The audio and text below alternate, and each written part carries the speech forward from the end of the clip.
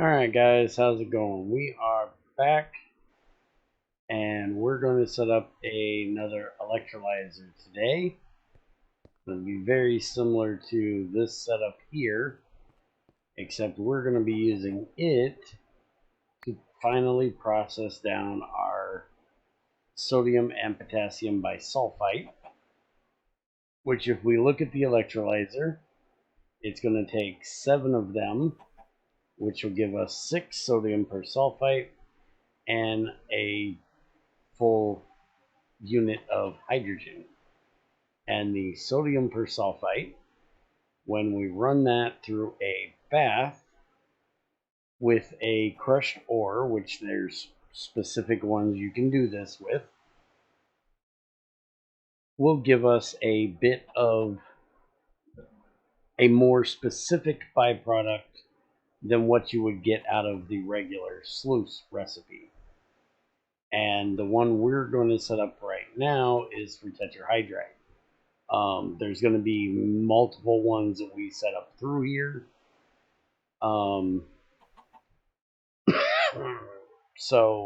But tetra is what I've got at the moment. And if we look at this recipe right here, the crushed tetrahydrite with sodium persulfite or potassium persulfite, which you'll see right here is the potassium. It'll give us a full purified tetra for the crush we put in, but then it'll also give us 2, 4, 6, 8, 9 tiny purified copper. So for every tetra we put in here, we get a full copper ore, purified ore, back out. So this is going to give us a lot more copper out of our tetra. Where if we put this through the sluice, it would give us a 9 chances for a 3% chance at tiny copper, antimony, zinc, testerite, and then extra tetra. Now, at this point in the game, I want copper from my tetra. If I want kesterite, I've got a kesterite vein where there's plenty of kesterite. Honestly, kesterite is kind of a crappy ore for most things you're going to get out of it anyways. Zinc, we're getting most of that we're going to be needing from our sluice juice processing. Antimony we'll actually get when we run this through the roaster, and we've got stibnite as well. Antimony's not an issue, so what we really want is the copper. Now, like I said, there are a lot of recipes that you can run through this. Some of them will be better for you, some may not be. All kind of depends on what you're looking to get and what you have available to you. Like, you can run, if you get crushed antimony, I don't know where you're going to pull that out of, but you can do that. It'll give you extra zinc. You will notice that the persulfite is mainly for getting zinc, copper, and cobaltite. It doesn't give cobalt, it gives cobaltite. For most of these, trying to find some that are actually ores we have. Azurite is going to give you malachite, which I will not be running this through here because I don't want extra malachite. But if we look at, see, like brown limonite, again, will give malachite. Cadmium will give sphalerite, again, if you can get it. Calcite actually will give malachite, which would give you some copper out of it, so that wouldn't be a terrible idea. Chaco will give you cobaltite, which isn't a terrible idea if you need cobalt, that is. Not going to work for cobalt 60 because it's cobaltite, not cobalt. And there is cobalt ore, which you're not going to get, cobalt 60. And then cobaltite itself will actually give you cobalt ore. This is what you need to be able to run through the centrifuge to get the tiny refined cobalt ore or regular cobalt, refined cobalt ore, either one, which is what you're going to be able to run to get cobalt 60. Cobaltite will not do that, only the cobalt. So that is a good reason to run all of your crushed cobaltite through here. Everything else will give you cobaltite. Cobaltite itself will actually give you cobalt. Sheldonite will give you extra nickel. I don't know why you would actually do that one, because if I remember correctly, Sheldonite will actually give you platinum if you run it through a bath with mercury. We'll be working on setting that up later. But if you need extra mercury, it's always an option. Copper itself, if you run through here, will give you cobaltite. I probably will not run my cobalt or my copper through here, as I'd rather get the nickel, which I can use for platinum group sludge, and gold, since gold is a bit more rare. Rather run it through a sluice for that.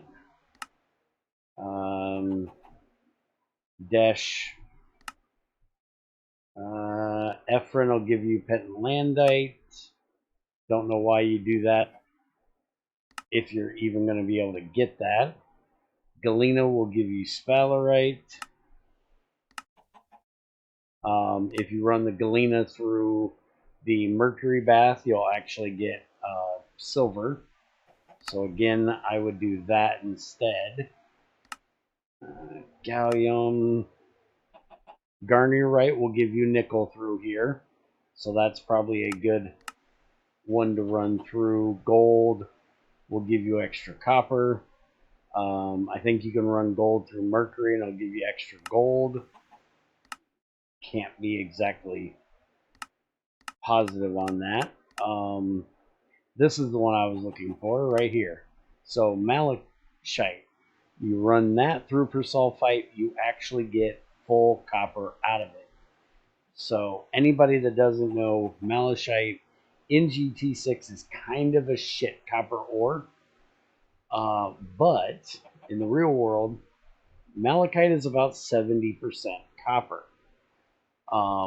And this is how you actually get to those more real world numbers, is you run your malachite through a persulfite bath, which will leach extra copper out of it. And then you actually take that and you run it through a sulfuric acid bath, and that will give you blue vitriol, which will give you copper as well. So by the time you run it through both of the bathing processes, you've got about 1.5 extra copper that you wouldn't have if you didn't do it that way. So that's probably the main one that I'll be running through there, other than, like I said, the Tetra, which is what we're setting it up for today. There's other ones you want to go through the list and pick which ones work for you yourself. I'm going to go ahead and get this set up. You've already seen me set it up. It's going to look identical to that. Again, using activity detector, redstone conductor covers, and redstone machine switch. So I'm going to set that up, start the piping, and I will be back with you to show you the rest of it. Be right back. Alright, got it all set up. I decided to drop it down instead of being way up there in the sky. So this is going to be our input pipe, which is going to be coming from over there. So we're going to take this, and it's going to go actually back. Yeah. I'm going to take this one out. We're going to drop it down right here. There we go. It connect to right there. And then this is going to come over to these two, which we want to set these two up connected to the wall for the moment, because we said we needed 7. So we need to take the screwdriver and set each one of these to divisible of 7. That one's a recycled one, so it already had a setting. And then we can have both of them go in. We got room underneath. Let's actually do it underneath so it's a little bit cleaner. And we want each one to drop into their own pipe. And then we can connect them and run that back to here, which is going to be a bit of a mess. This is hydrochloric acid, which we definitely do not want to be moving. This pipe, yeah, we can actually rearrange this just a bit.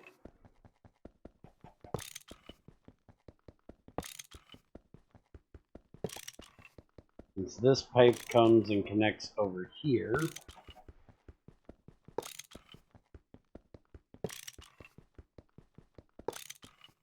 and then runs this direction, we can actually have it go under here. Been talking to Greg, trying to get him to put in crossings for us, where we can have pipes cross each other, similar to the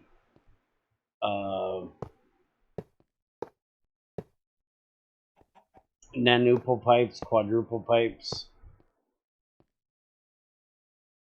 But so far he hasn't bid on that idea yet. Really hoping he decides to at some point, because it would really make this a lot cleaner down here. Now we can take that, run it across here. We're going to go ahead and just go up right here. Actually, got to be easy on this wrench because I've already broke one wrench today. This is my backup crafting wrench.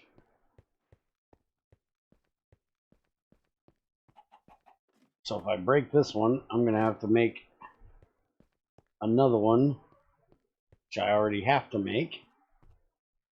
But now, once we connect this over like that, we should see the first of them pop in here, which they are. We're going to borrow this tag for a minute. I want to stick that in there, and then it's going to run because we have it set up with the switches and everything. And then the output will come out right here, which, if you remember, we looked at this. It's going to be electrolyzer.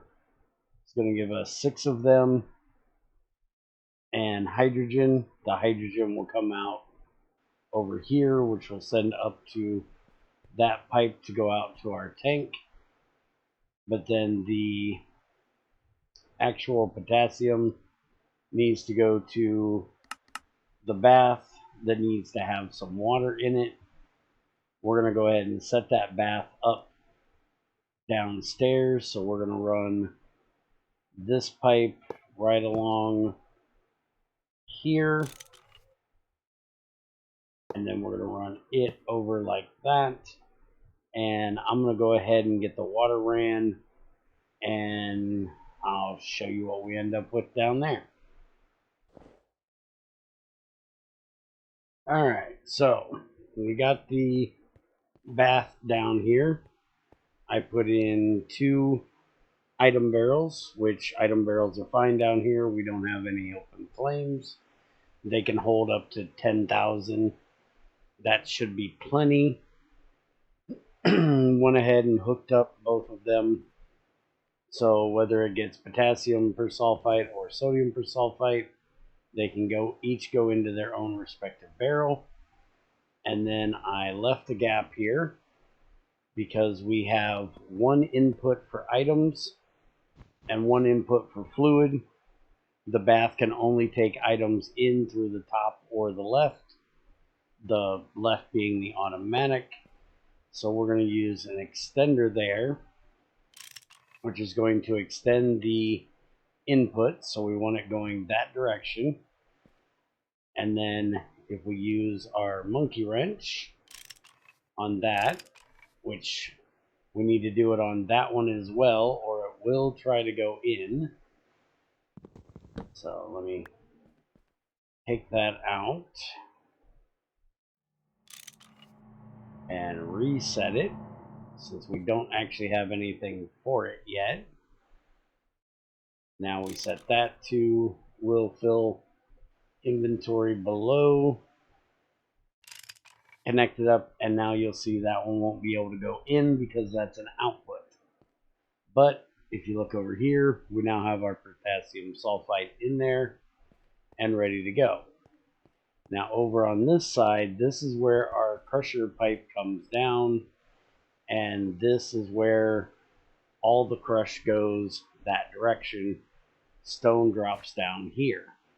Well, we're going to take a regular filter now, and we're going to put it in right here. And we're going to tell it that we want any tetra to go into this pipe, and we want it to go that direction. So then this is then going to run over and connect to right there. So if I run this pipe over here in the ugliest ways possible, and yes, this is going to mess with me being able to get through here. I will snake it around a little bit better later, but that will now allow our tetra to go in here if we had some coming out of the crusher, which we're going to go ahead and open this up, drop this in here, and throw that tetra in there to simulate it coming through, which it is. And then the output will go into there, which, because we have a brass pipe, we're actually going to use a chest here instead. That way it can output everything it has in there. And then we will use the hopper we put up here. Will actually go into there. That will output everything and then put it into this pipe. And then we will run that pipe back over here, and it will go in right here at the upper part of our, no, wait a minute, we don't want it going in there. Hold on a minute. This needs to go on the output of the crusher, not the input. So we need that to connect right here.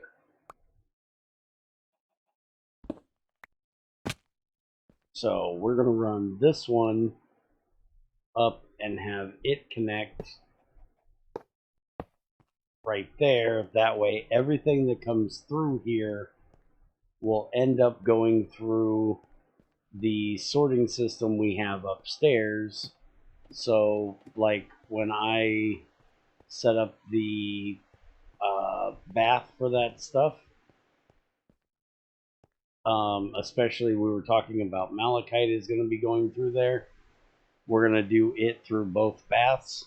So it will come up through that pipe, which I just fell off because you can't shift on these and not fall off. But it'll come up, it'll go through that filter, which will put it through this line. And then if it can't go through the filter, then it'll end up going in here to go through the centrifuge. Now, another thing that I may end up doing is putting a buffer as well right here on the filter. The crusher doesn't run that fast, but the bath is really kind of slow. So there may end up being more, especially when I go mining and I bring back like 6 stacks of crushed tetra. I need somewhere for it to go. So I will probably take this pipe here and put the output down this way instead of that way, and put a chest there, and then a hopper from that into the pipe. That way it's got a bit of a buffer there to keep it working. But that is our persulfate. Also, there's always a chance that we might be out of this. Me and Net were looking at different ways to make that when we stop using salt for hydrochloric acid, because pretty soon we will be making our hydrochloric acid with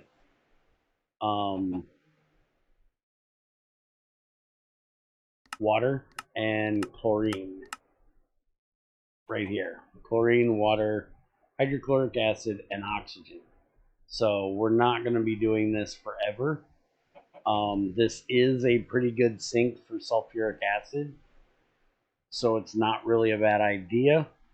But eventually we're going to have butt tons of chlorine that we have to do something with. So we'll be recycling our chlorine. We'll get into that later. By turning it basically it's going to be a loop from some of the systems we'll be setting up. Will give us chlorine, and we'll just have to mix it back with water to make hydrochloric acid again. But for right now, this is what we're going to be doing.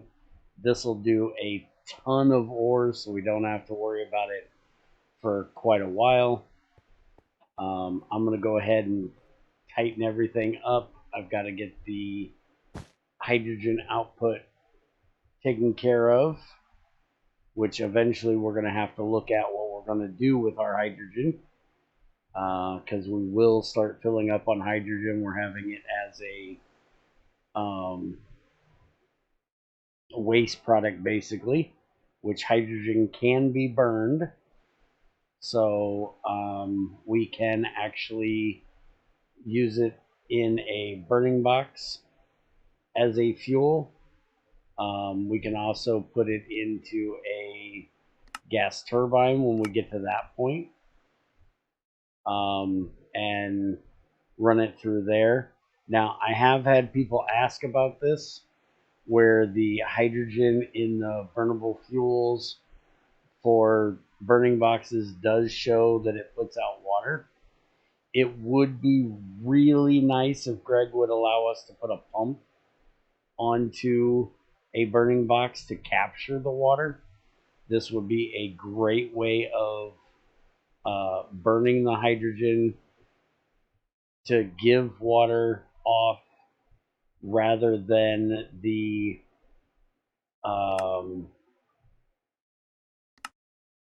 trying to think right now what that, it's a burning mixer. You actually have to use that takes power to make water from hydrogen and oxygen. It would be really nice if, since the burning box basically uses the air that is in front of it for its oxygen, and since it does have this as a output, if we could actually pump it out. I understand it not being put out automatically, but if we could actually put a pump on it, that would make it awesome. Not sure that that's ever going to happen, but hopefully we can talk Greg into that. Also, between Greg, XAR, we kind of worked out a way to recycle water. It's not a big deal to be able to do so because we have infinite water from the river and their garbage bin to throw them away. But as we expand the factory more and more, we're going to have a lot more things that are going to use water and a lot more things that are going to put out water. So I'm going to, here in the next little while, maybe we'll do it in a stream, work on changing our water input to a tank outside where it will only input water from the drain if we need, if water that we end up recycling hasn't already filled that tank. So we're going to have to make a pretty good sized tank for all the water we have in here. But then that'll be able to feed like that bath we have downstairs now, our bauxite processing over here. It'll be able to feed the water into that system as well. And our electrolyzer that makes our oxygen and our hydrogen, which is currently not on because we don't need any more oxygen at the moment. Which for some reason this is full. I'm going to have to look into that. It is a good idea, while I noticed that, to put a hopper here. That way, for things like Tetra that actually have 3 outputs, that may be why that's not running. It's just because that got full, because it can only put out one thing at a time. And I definitely got to look into why those things are going that way, because they most definitely should not be ending up over here when they have a clear path to go into this box. And I haven't had that problem until here recently, and I haven't changed anything, so not quite sure why it's doing it. And I think I may change this as well, so we don't have anything trying to go that direction. We may change this in the future. We'll look and see, because as you can see, this is backed up with stuff, but that's because this was full at the time. We also want to get that out of there because that needs to go downstairs, so it won't be ran anymore. But that is about enough for today. I'm going to get everything tidied up around here, and if you guys have any questions about what I run through here, why I run it through here, how any of this works, let me know, and I will be glad to answer it. And I will see you guys next time.